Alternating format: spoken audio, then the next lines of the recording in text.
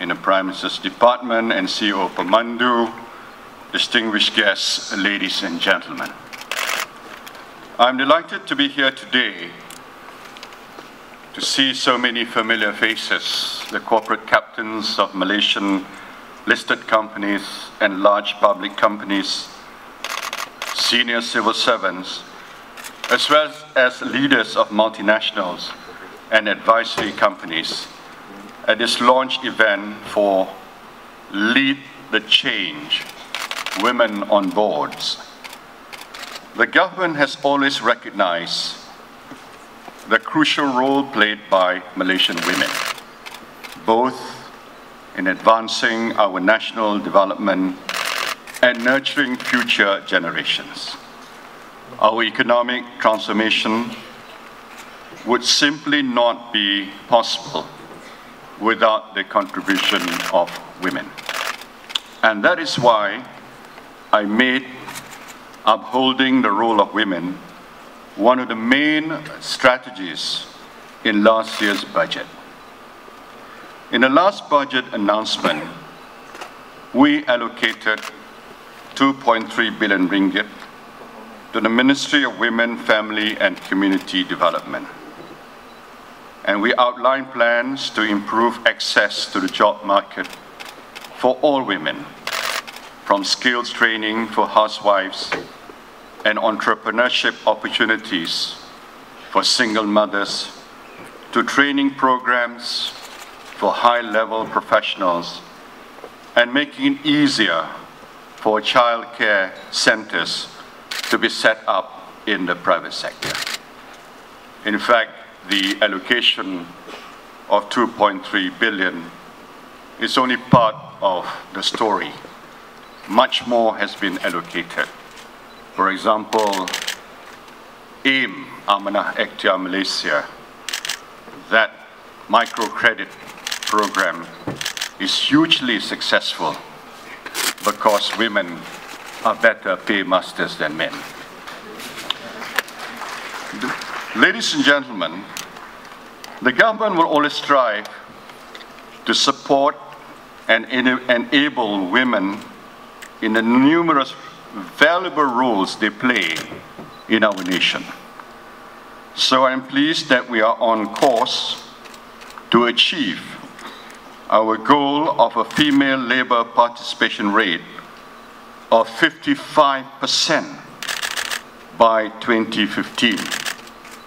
In 2009, it was 46%, but by last year, it had reached 53.6%. That translates to around 600,000 women joining the workforce and an extra 0.3% to GDP growth last year.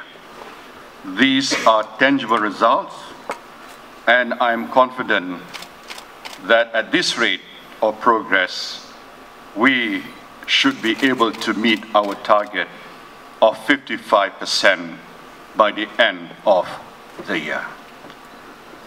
Ladies and gentlemen, you were all invited this morning for two particular reasons. Firstly, to reaffirm and reiterate the vision I outlined in 2011 for 30% of decision-making positions to be held by women by 2016. And secondly, for me to be invited here to launch the Malaysian chapter of the 30% Club, which aims to achieve better gender balances at all levels of organizations. This shared vision has now become a personal mission for me, as I am acutely aware how close we are to 2016. Malaysia is now, as you know, on the final lap of our journey to reach high income status by 2020. But to help us achieve that goal, It is essential that we harness the talent and the energy of women in Malaysia as equal partners in building a high-income, high-productivity economy with the right fundamentals for sustainable growth. After all, close to 63% of students at our public universities are women, and these graduates are the talent pool of the future. When I announced the target in 2011, I did not impose a quota, which some countries have done. Norway was the pioneer. In 2004, women made up only 9% of the boards of publicly traded companies. After the Norwegian Parliament passed a law stipulating that that figure must rise to 40%, the threshold was reached by 2009. We have decided to adopt a voluntary approach by encouraging our large public and listed companies to rise to the challenge and increase the diversity of their management, top management and boards. And we have made significant progress. I'm happy to announce that as far as the public sector is concerned, in the government, women make up 32.5% of the JUSA C grade and above. Those are very heartening figures, as are those contained in a 2015 study on salaries in Asia by the global recruitment firm Hayes. It found that 34% of management positions in Malaysia are held by women. That is 5% higher than last year and considerably above the average for Asia, which is 29%. In fact, we ranked second only to China. And for the first time, we overtook Hong Kong and Singapore. My congratulations to all these Malaysian women who have risen through the ranks, whether in the public or the private sectors. And I believe they have risen because of merit, because of their tenacity and determination. In the government, as well as outside the government, we have many talented women, very capable women. There are many more talented women who have made and continue to make enormous contributions to policy shaping and implementation. Ladies and gentlemen, I wish to thank all of you for nurturing and supporting women in your organizations. It is evident that you have recognized their potential, invested in training them, and taken steps to retain them.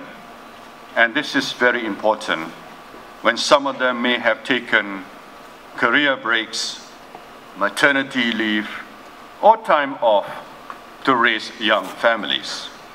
When I set out our vision for women to make up 30% of decision-making positions, we had already reached that target in JUSA C and above grades in the public sector.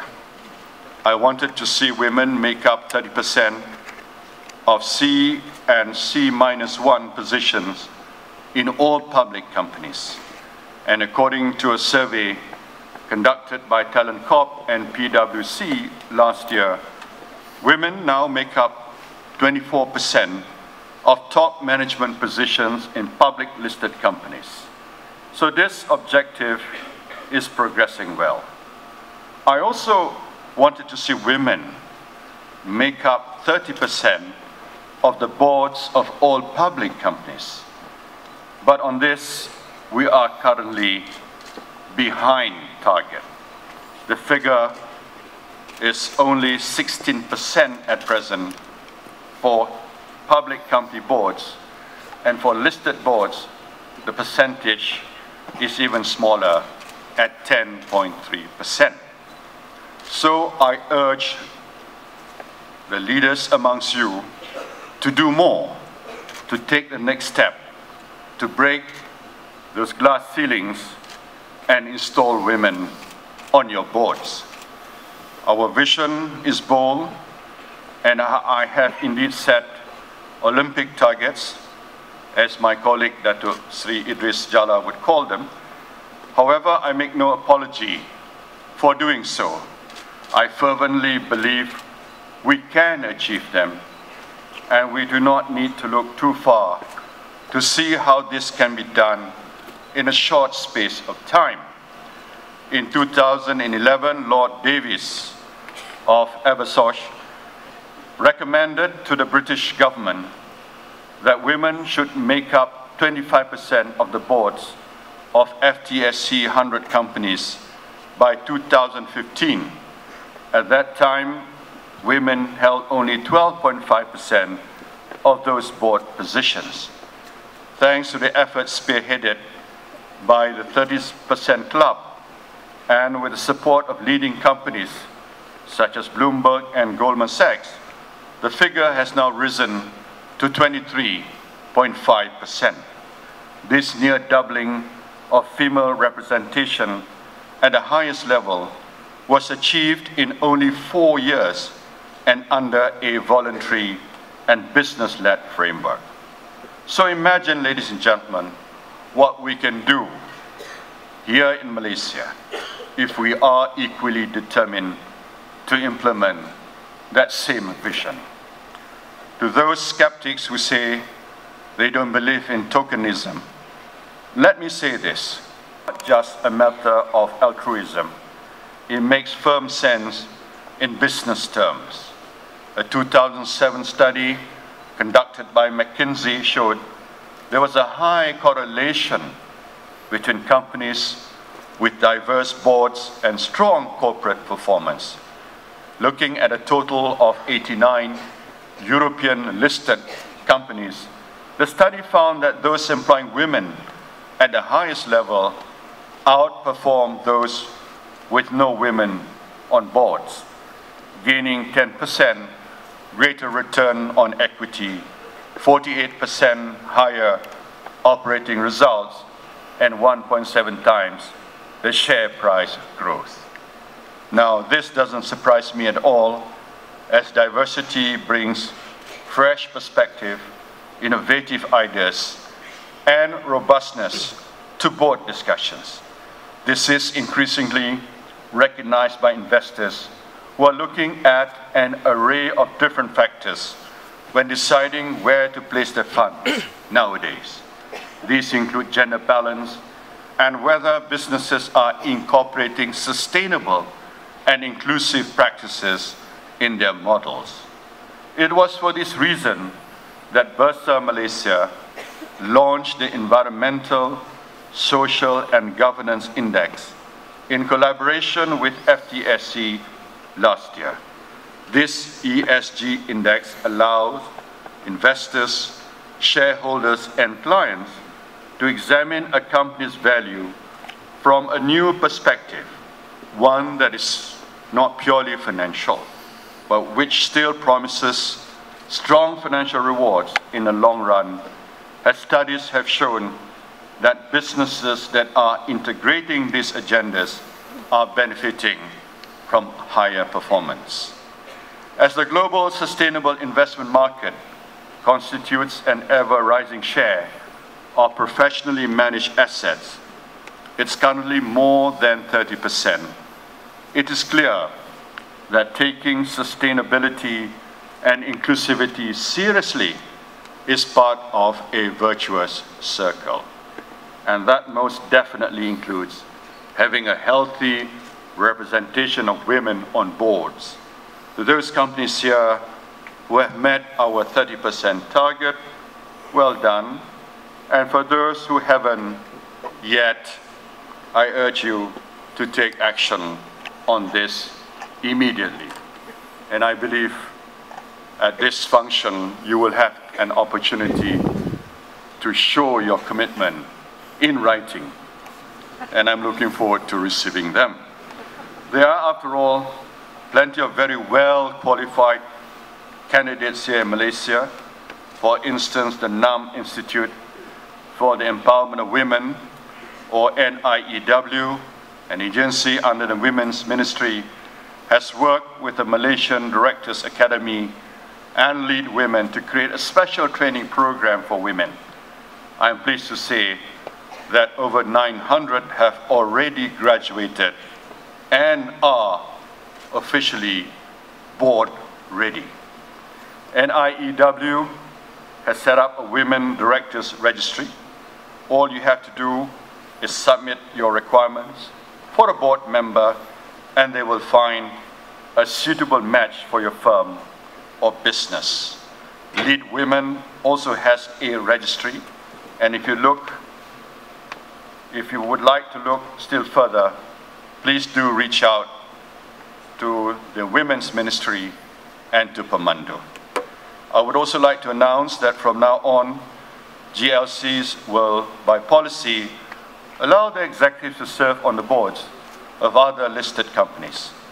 And I would encourage all listed companies to follow suit, in addition to leveraging on the pool of their own serving women executives when appointing new board members. Let all benefit from the wisdom and expertise of our talented female executives. Ladies and gentlemen, this agenda is close to my heart, and I've asked for regular reports on our progress from Bursa and Securities Commission.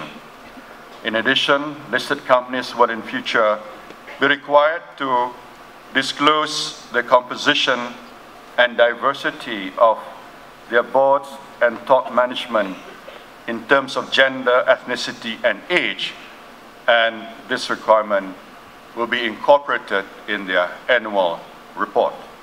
I'm sure that these efforts by Bursa and Securities Commission, by the ministries, our GLCs, and business community will be greatly aided, encouraged, and spurred on by the establishment of the Malaysian chapter of the 30% Club. Founded in 2010, the club's aim for 2014 was that women should make up 25% of FTSE 100 boards by the end of the year, and came very close at 23%, which was a magnificent achievement. Led by the founding chairs, with many CEOs of top FTSE companies among their members, the 30% Club is now established in Britain, Ireland, America, South Africa, and Hong Kong, and just this week launched in Australia. I am proud that Malaysia is part of this exciting global movement, and later today, we will witness the launch of our 30% Club with its founding chairs, Tan Sri Megat Zaharuddin, Tan Sri Jeffrey Chia, and Tan Sri Zarina Anwar. May I urge all the leaders of listed and large public companies to join the club and participate in securing the success of our shared vision. Ladies and gentlemen, I would like to conclude by expressing my gratitude to Dr. Sri Rohani and her ministry for their hard work and effort to get more women in decision-making positions. I would like to thank all chairmen, CEOs of listed public companies, MNCs and advisor companies for taking the time to come here and show your support for this vital national initiative. I would also like to thank PEMANDU for supporting this wonderful initiative. Women have made so many strides forward in Malaysia. Let us do all we can to enable them to play their part in every aspect of our country's life. For when they succeed, when women succeed, we all succeed. Thank you. Assalamu alaikum warahmatullahi wabarakatuh.